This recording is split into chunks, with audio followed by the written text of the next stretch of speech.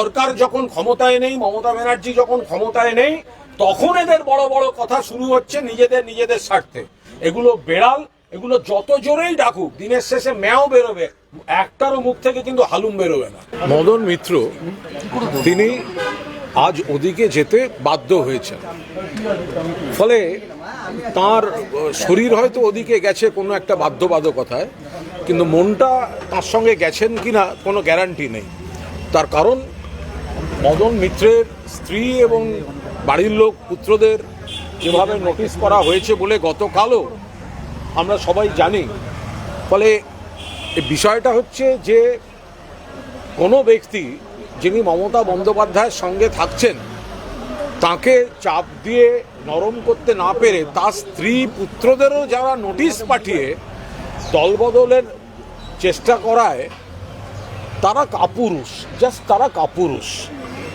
মদন মিত্র তিনি দীর্ঘদিনের নেতা, তিনি সেই চাপটা নিতে পারেননি। তার বাড়িতে যদি তার স্ত্রীকে এবং তার পুত্রদেরকে নোটিশ পাঠানো হয়েছে, এটা তো কাল আপনারা সবাই খবর করেছেন, দেখেছেন। আমাদের কাছেও মানে মদনদা যে সেই কারণে খুব ডিস্টার্বড আছেন, সেগুলো তার সমস্ত রকমই আমাদের কাছে বিষয়টা আমরা রয়েছে বা আমরা জানি। ফলে এবার তাকে চাপ দিয়ে এটা এই রাজনীতিটা কোন জায়গায় যাচ্ছে, যে মদনদার মনের কথাটা কি সেটা তো আপনারা কদিন আগেই দেখেছেন। মদনদার রেপিস্ট কাকে বলেছেন, মদনদা বেঈমান কাদের বলেছেন তো দেখেছেন। এখন মদন মিত্রকে তাদের সঙ্গে বসে হাতে হাত মিলিয়ে ছবি তুলতে হচ্ছে, তার মাঝখানে দেখা যাচ্ছে যে তার স্ত্রী এবং ছেলেদের কাছে নোটিশ পাঠানো। এবার কেউ সেই চাপটা নিতে পারছেন, কেউ সেই চাপটা নিতে পারছেন না। মদন মিত্র সেই চাপটা নিতে পারেননি, ফলে তিনি যেগুলো বলছেন সেগুলো তো স্ক্রিপ্টেড। ওদের এক ছাত্র চেয়ারম্যান না কে কি হয়েছে ওকে জিজ্ঞেস করবেন। দুদিন আগে একটা ইন্টারভিউ দিয়েছিলেন, তাতে কোথাও বোধহয় আমার সম্পর্কে একটু তার ব্যক্তিগত দুর্বলতা প্রকাশ পেয়েছিল। তো রাত্রি 3টের সময় কোন এক চাটন তাকে ফোন করে বলেছে যে না, কোনো দুর্বলতা রাখা যাবে না, কুণাল ঘোষকে অ্যাটাক করতে হবে। ফলে আবার তাকে নতুন করে ভিডিও করে আমাকে অ্যাটাক করতে হয়েছে। তো তিনি আমায় সব জানিয়ে দিয়েছেন। এদের কি বলবো, যে এইভাবে যদি কাউকে পুলিশ দিয়ে, কাউকে সেন্ট্রাল এজেন্সি দিয়ে, কাউকে বাড়ির লোককে সামান করিয়ে যদি চাপ দিয়ে কেউ শিবির বদল করাতে যায়, তো ফলে এটা বাংলার মানুষ দেখছেন, তৃণমূল কংগ্রেসের কর্মীরা দেখছেন, আরও এক কাট্টা হচ্ছেন তৃণমূল কংগ্রেসের কর্মীরা।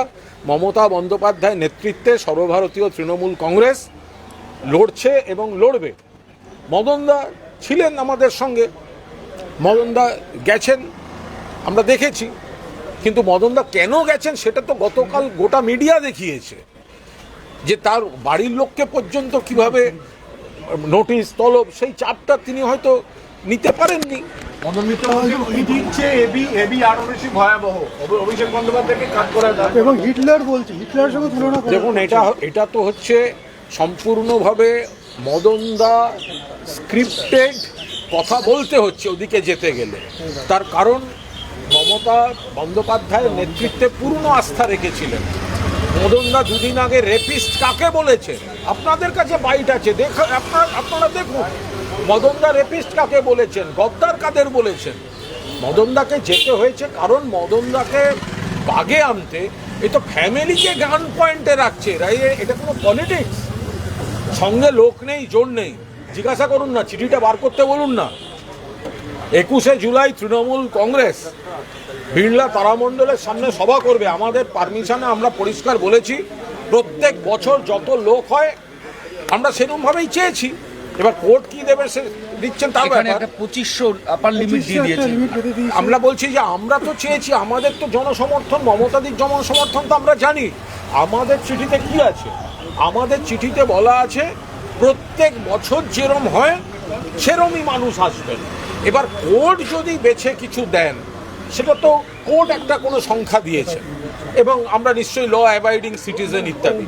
কিন্তু যারা এত নাকি বিপ্লবী, এত নাকি সব লোক যাচ্ছে, আরে তারা তো আবেদন করেছে 700 থেকে 800 লোকে। সেই চিঠিটা বার করতে বলুন ভাই। উত্তম মঞ্চে করলেন না কেন? তাদের মেয়র রোড যাওয়ার কি দরকার? হল ভাড়া করে করলেন না কেন? বিয়ে বাড়ি ভাড়া করে করলেন না কেন? যাদের নাকি এত নেতা, তো তাদের সঙ্গে কর্মী কই? 700 থেকে 800 জনের জন্য পারমিশন নিতে হয় মেয়র রোডে। বিয়ে বাড়ি ভাড়া করে করলেই পারতেন, লোককে একটু খাইয়ে দাইয়ে দিতেন। আপনাদের সঙ্গে তো শহীদ তর্পণের কোনো সম্পর্ক নেই। যারা 700-800 লোকের জন্য কর্মসূচি নিয়ে কথা বলে, তারা তো বিয়ে বাড়ি বা কোনো একটা হল বুক করে করতেই পারত। শিবির বদলানোর তালিকায় অনুব্রত মণ্ডল, তিনিও আজকে গোলপার্কে মিটিংয়ে গিয়ে ঋতব্রত শিবিরের অফিসিয়ালসদের সঙ্গে মিটিং করছেন, দেখা করছেন।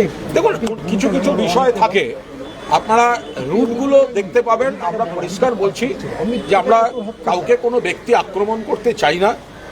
কিছু কিছু ক্ষেত্রে সেন্ট্রাল এজেন্সি কাউকে পর্যুদস্ত করছে, বা সেন্ট্রাল এজেন্সি, পুলিশ, সিআইডি নানাভাবে চিঠি, তলব, এবং সেক্ষেত্রে কেউ যদি মনে করেন যে তিনি তার ঘনিষ্ঠ মহল বা তার ব্যক্তিগত স্বার্থে যদি আপাতত বিজেপির বি টিমে গিয়ে নাম লেখান, তো তাহলে হয়তো যদি তারা একটু ছাড় পেতে পারেন, সেটা ব্যক্তিগত তাদের উপলব্ধি। কিন্তু কেন হচ্ছে এটা আপনারা সবাই চোখের সামনে দেখতে পাচ্ছেন। গতকাল মদন মিত্রের বাড়ির লোককে তলব, আর আজ রাত্রে থেকে আজ মদন মিত্র তিনি যেতে বাধ্য হচ্ছেন। আমি আবার বলছি, বাড়ির লোককে গান পয়েন্টে রেখে যদি কেউ বিপদে রেখে কেউ দলবদলে চাপ দেয়, সেক্ষেত্রে তো সেটা সবাই দেখতে পাচ্ছেন মন থেকে তারা কত কি করছেন না করছেন। কিছু কিছু খেলার রেজাল্ট না সঙ্গে সঙ্গে বেরোয় না, একটু সময়ের জন্য অপেক্ষা করতে হয়।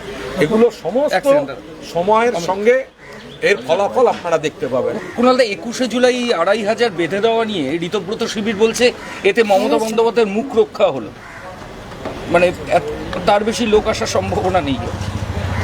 দেখুন, আমরা তো যারা বলছে তারা তো নিজেরা 700 থেকে 800 চেয়েছে।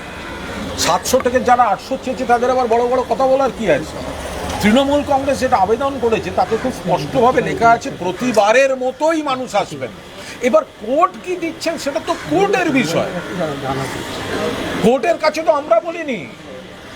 আমরা তো লিখিতভাবে দিয়েছি যে প্রত্যেক বছর যত মানুষ আসবেন এবারও তত মানুষের জন্যই আমরা আবেদন করেছি। এবার কোর্ট যদি সেখানে একটা নির্দিষ্ট সংখ্যা দিয়ে দেন, সেটা তো কোর্টের বিষয়। তো তার সঙ্গে এদের কি সম্পর্ক? এদের তো যাদের পুলিশ নামিয়ে সংগঠন করতে হয়, যাদের সেন্ট্রাল ইডি দিয়ে কারো স্ত্রীকে সামান পাঠিয়ে তাকে নিজেদের শিবিরে ডাকতে হয়, তাদের আবার বড় বড় কথা। চাটন শিবিরের আবার বড় বড় কথা। একটা রেপ কেসের আসামি, শ্লীলতাহানি রেপ কেসের আসামি, ব্যাংক ট্রানজাকশন আছে, ও তো অ্যারেস্ট হওয়া উচিত। এই সরকার যদি জিরো টলারেন্সের কথা বলে নারী নির্যাতনে, তাহলে তো চাটন ঋতুর আগে অ্যারেস্ট হওয়া উচিত। শহীদ দিবস নিয়ে যেটা প্রশ্ন হচ্ছে, শহীদ দিবস চুরি রাজ্যে নতুন নয়। এর আগে সিপিআই 31 আগস্ট সিপিএম হাইজ্যাক করেছিল। যেটা বলা হচ্ছে যে কংগ্রেসের সময় যেটা সেটা তৃণমূল বড় করে। যারা এইসব বেশি কথা বলছে তাদের সঙ্গে শহীদ দিবসের কোনো সম্পর্ক নেই। শহীদ দিবসের ইতিহাস পর্যন্ত জানেন। শহীদ দিবস হয়েছিল 1993 সালের 21শে জুলাই।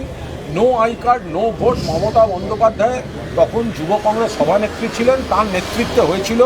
সিপিএমের হারমাদ এবং পুলিশ 14 জনকে গুলি করে মারে, মমতা ব্যানার্জিকে খুনের চেষ্টা হয়, পাশাপাশি 100 জনের বেশি আহত হয়েছিলেন। সেই শহীদ দিবস পালিত হয়। মমতা বন্দ্যোপাধ্যায় যতদিন কংগ্রেসে ছিলেন ততদিন যুব কংগ্রেসের ব্যানারেই হয়েছে। তৃণমূল কংগ্রেস মমতা বন্দ্যোপাধ্যায় যখন গঠন করেন তখন থেকে তৃণমূল যুব কংগ্রেসের ব্যানারে হয়েছে। এর মধ্যে হাইজ্যাক, অমুক তমুক কোনো সম্পর্ক নেই, কাউকে তো কেউ বারণ করেনি। তাহলে প্রত্যেক বছর মমতা বন্দ্যোপাধ্যায় শহীদদের তর্পণ করবেন, শহীদ পরিবারের পাশে থাকবেন, বাকিরা করেননি কেন? হঠাৎ এখন জেগে উঠে দোষারোপ করা। প্রত্যেক বছর বাংলার রাজনীতিতে 21শে জুলাইকে ভারতবর্ষের রাজনীতিতে শহীদ দিবস হিসেবে প্রতিষ্ঠা করে দিয়েছেন মমতা বন্দ্যোপাধ্যায়। আর আজকে কয়েকজন গজিয়ে উঠে বলছেন, যারা বলছে 4 আনার নকুলদানা তাদের ক্যাশমেমো হয় না, তারা এসে বড় বড় কথা বলছে। একটা শেষ প্রশ্ন, সেটা হচ্ছে যে তৃণমূল কংগ্রেসের সূচনা লগ্ন, জন্মলগ্ন থেকে যারা ছিলেন তাদের অনেকেই দল ছেড়েছে। আপনি কি মনে করেন এটা কি সবটাই ভয়ের জন্য নাকি অন্য কোনো কারণও আছে? এটা দেখুন, এটা এখন যেটা চলছে মূলত বিভিন্নভাবে পুলিশ প্রশাসন এজেন্সিকে ব্যবহার করে একটা চাপ সৃষ্টি বা একটা ভয়ের পরিবেশ তৈরি করা, মানে সেক্ষেত্রে অনেককে, আমি সকলকে বলছি না, সকলকে এক কথায় গদ্দার বেঈমান, কয়েকজন যাচ্ছেন নিজেদের সম্পত্তি বাঁচাতে, কেউ যাচ্ছেন খুনের মামলা বাঁচাতে, কেউ যাচ্ছেন কোনো লোভে, আবার কেউ যাচ্ছেন ভিত্তিহীন মামলার ভয়ে, কেউ যাচ্ছেন এজেন্সির চাপে। হ্যাঁ, এক একজনের এক এক রকম বিষয় রয়েছে, কিন্তু কর্মী যারা, তারা মমতা বন্দ্যোপাধ্যায়কে চেনেন। মমতা বন্দ্যোপাধ্যায়ের সৈনিকরা মমতা বন্দ্যোপাধ্যায়ের সঙ্গেই ছিলেন, আছেন এবং থাকবেন। যারা মমতা বন্দ্যোপাধ্যায়কে, যারা বলুন তো, যারা তৃণমূল কংগ্রেসের কর্মী, যারা তৃণমূল কংগ্রেসের সৈনিক, আমরা সবাই যারা তৃণমূল কংগ্রেসের মমতা বন্দ্যোপাধ্যায়ের সৈনিক, আচ্ছা বলুন তো, যারা এই ভদ্রমহিলাকে, মমতা বন্দ্যোপাধ্যায় আমাদের নেত্রী, তার স্ট্রাগল, তার দল, তার লড়াইয়ের উপর দাঁড়িয়ে কেউ এমএলএ, কেউ এমপি, কেউ মন্ত্রী, কেউ সরকারি নানা পদ, কেউ পঞ্চায়েত, কেউ পুরসভা, সামাজিক, রাজনৈতিক, প্রশাসনিক সমস্ত প্রতিষ্ঠা পাওয়ার পর আজকে যখন কর্মীরা আক্রান্ত, কর্মীরা মার খাচ্ছেন, তখন তারা বড় বড় কথা বলছেন। কারণ আজ মমতাদির দোষ, মমতাদি মুখ্যমন্ত্রী নেই। যদি মমতাদি মুখ্যমন্ত্রী থাকতেন তখন তো এই লোকগুলোই বাবা তার পাশে ঘুরঘুর করতেন। কুণালদা, অভিষেক বন্দ্যোপাধ্যায় সম্পর্কে আজকে অনুব্রত মণ্ডল বলেছেন যে ওনার গ্রেফতারি, তার পেছনে অভিষেক বন্দ্যোপাধ্যায়। মদন মিত্র তিনিও বলছেন হিটলার। না, এটা যারা হঠাৎ ওদিকে যাচ্ছেন তাদেরকে এগুলো বলতে বলা হচ্ছে। আমি তো আবার বলছি, আপনি কল লিস্ট চেক করুন না, মেসেজ চেক করুন না। ওনাদের সবে এক ছাত্র নেতা হয়েছে। গত পরশুদিন আপনাদের একটি কোনো ডিজিটাল মিডিয়ায় তিনি আমার দুটো লাইন প্রশংসা করেছিলেন। সেই কারণে 3টের সময় এক চাটন ফোন করে তাকে বলেছে কোনোভাবে করা যাবে না, এক্ষুনি কুণাল ঘোষকে অ্যাটাক করতে হবে। সে বেচারা আবার নতুন ভিডিও করতে হচ্ছে আমাকে অ্যাটাক করে। তো দেখতে পাচ্ছেন ওদের তো স্ক্রিপ্টেড করে দেওয়া হচ্ছে। এসব করে হবে না, এগুলো দুদিনের খবর। সময়ের পরীক্ষায় উত্তীর্ণ হতে হবে। কজন কর্মী, মানুষের কাছে এদের কোনো বিশ্বাসযোগ্যতা আছে? যারা এতদিন বুঝতাম হিম্মত, যে মমতা ব্যানার্জি চিফ মিনিস্টার অবস্থায় আছেন, তখন ক্ষোভ বিক্ষোভের কথা বলতেন, সেদিন বুঝতাম হিম্মত। মমতা ব্যানার্জি আজকে মুখ্যমন্ত্রী নেই, দলটা সরকারে নেই, যারা তখন সমস্ত রকম ক্ষমতা, প্রশাসনিক সমস্ত ব্যবহার করেছেন, আজকে তারা 4ই মের পর বড় বড় কথা বলছেন। এসব বড় বড় কথা, কিন্তু আমি আবার বলছি, বেড়ালকে বাঘছাল পড়ালে কিন্তু বাঘ হয় না, এরা বেড়াল। সরকার যখন ক্ষমতায় নেই, মমতা ব্যানার্জি যখন ক্ষমতায় নেই, তখন এদের বড় বড় কথা শুরু হচ্ছে নিজেদের স্বার্থে।